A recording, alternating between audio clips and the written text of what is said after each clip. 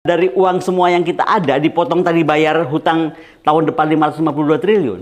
Saya tuh wonder loh, gimana caranya Menteri Keuangan kita besok menjaga ini semua agar kita bisa tetap normal gitu. Dengan sekali lagi, tingkat jangan dulu. Berarti Jokowi ini Mulyono memberikan beban berat bagi Presiden Prabowo ya?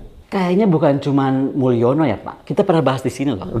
Sayang dia nggak mendengerin kita sih. Coba waktu itu dia dengerin kita Pak ya. Anaknya ini nih sekarang kan jadi masalah. Emang Tuhan tuh nggak tidur, saya bilang juga. Loh kita lagi antang-antang di Rusia Pak. Aku pas bangun, apa nih fufu fafa. Cia.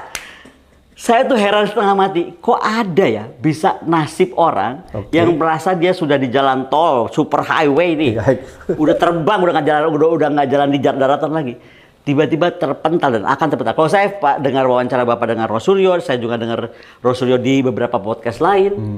Berat atau kita akan dibilang dan ditertawakan dunia betapa bodoh kita kalau pura-pura nggak tahu. Karena ternyata nomornya berhubungan dengan nomor telepon dia saat pendaftaran di mana? Wali kota. Jadi nggak bisa dipungkiri. Jadi ini sekarang nih, pertama nggak bisa dipungkiri. Kedua, sampai mana sih dia mau bohong? Yang ketiga, sampai kemana sih saya aja yang baca calon presiden kita yang akan dilantik dikata-katai seperti itu yang sangat tidak pantas. Ginilah kalau mau dianggap ya, kan banyak orang berpikir kita berseberangan. Banyak orang kan melihat saya itu berseberangan. Padahal dari awal saya bilang, kita bahas di sini kan. Ya, Ibu Koni kan bersahabat ya dengan Pak Prabowo. Saya nggak bersahabat lah, tapi paling nggak saya nggak ada masalah. Pernah ada masalah yang waktu saya meluruskan soal 1760 triliun cara belanjanya.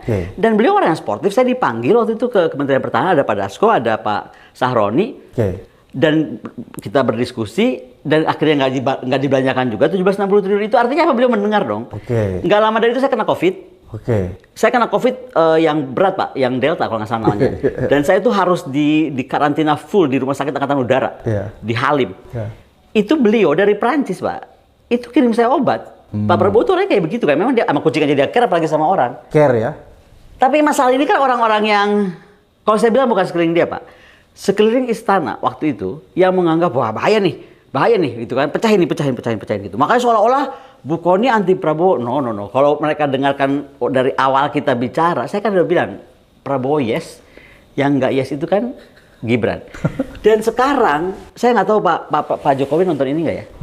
Kalau dia nonton harusnya dia nyesel dunia akhirat Pak. Kalau aja dia diem waktu itu dengerin kita ya, kan nggak separah ini Pak. Sekarang lebih malu mana? Lebih malu dulu dia mundur, anaknya nggak jadi masuk, daripada udah sampai tinggal mau dilantik nih. Seluruh dunia ahli-ahli IT semua mempersoalkan kita 1-2 aja Pak, jangan anak yang lain. Katanya anak yang di jauh di Mato itu juga ada masalah. Anak yang kemarin juga gara-gara hamil ada masalah. Yang ini aja deh.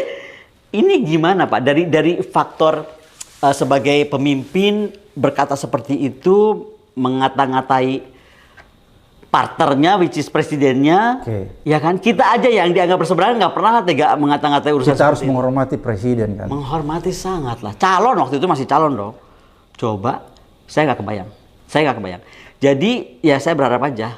Ini ternyata omongan saya itu, saya kan sering ngomong Gusti Allah tuh rasa sare. Ada aja cara aja lo kok fufa keluar gitu loh Pak. Semesta alam. Semesta bergerak. Bu Koni, kita kembali nih.